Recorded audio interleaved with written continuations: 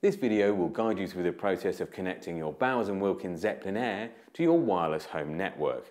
It's a one-off process, and once done, you'll be able to wirelessly stream music from computers, iPads, iPhones and iPod Touches connected to the same network. Before you begin, it's worth checking you've got the latest version of iTunes installed on your computer, and it's also worth noting that Bowers & Wilkins occasionally updates the firmware for the ZeppelinAir, so visit the website for details on how to install the latest version. Once you're done, close down all running applications and make sure your wireless router is switched on. You'll need to know the name and password of your wireless network, and it's also important that the network is running on the 802.11g standard, or a variant that includes 802.11g. If at any point during this process you encounter a problem, don't worry. It's very easy to perform the factory reset, which I'll describe later in this video.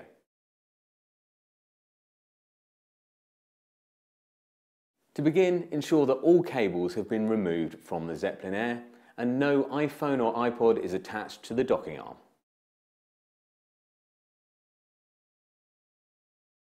Next, connect one end of the supplied Ethernet cable to your ZeppelinAir and the other end direct to your computer, not via a router.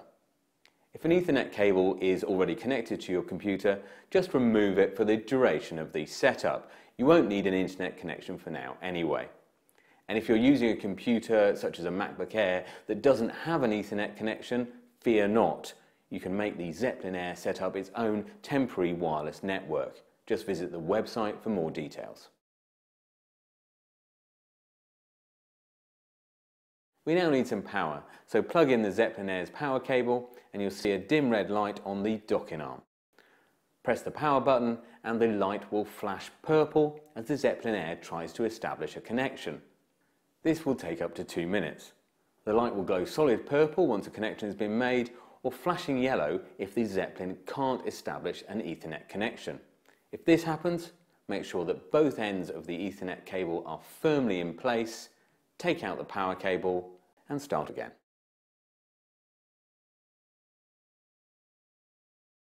Once the connection between your ZeppelinAir and your computer has been successfully established, you need to access the Setup user interface. To do this, just open up a web browser and type 169.254.1.1 into the address bar. This will access the setup page stored in the ZeppelinAir. Now this isn't an internet page, so if you type it into the search bar, it won't work. If you're having problems, make sure you are typing directly into the browser's address bar. If you're still having problems, then it's worth turning off your Wi-Fi and disabling any security software you may have running. Although do remember to turn it back on when the setup is done. Next, give it a name and click Apply. Now this is particularly useful if you're lucky enough to own more than one ZeppelinAir. You'll get a confirmation screen, just click OK. You can now connect your ZeppelinAir to your wireless network. From the drop-down, simply select the name of your home network. Now you can enter the password for your wireless network and click Join. It's really important that you get this password right. Don't forget it's case sensitive and contains only alphanumeric characters, not special symbols. This warning message will remind you that if you join the wrong network or enter the wrong password, you may be unable to connect and you'll have to perform a factory reset and start all over again. Just click OK.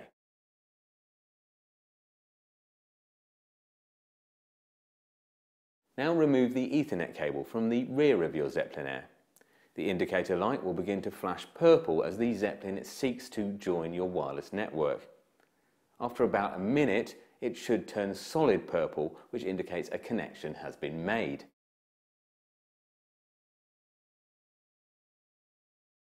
If the light keeps flashing, try moving your ZeppelinAir closer to your router to find out whether it's a reception issue. If that still doesn't help, it's possible that you've entered your network details incorrectly and need to start again. To perform a factory reset, make sure your ZeppelinAir has been on for at least 60 seconds and then, using a paperclip, press the reset button next to the Ethernet port on the back of the ZeppelinAir. Hold it for 2 seconds, then release. The indicator light will flash red 5 times before settling onto a dim red. Now you can start the setup process all over again. Once the connection has been established, you're ready to start streaming music from iTunes or AirPlay-enabled devices direct to the ZeppelinAir. Within iTunes, you'll see a new AirPlay icon has appeared in the bottom right-hand corner of the window. Click on that and you can select ZeppelinAir as your speaker. If you're using an iOS device, such as the iPhone, you'll find the AirPlay icon within the iPod function. If the AirPlay logo doesn't appear, make sure your computer or iOS device has its Wi-Fi turned on and is connected to the same network as your ZeppelinAir. If that doesn't help, try restarting your router, your computer and your ZeppelinAir.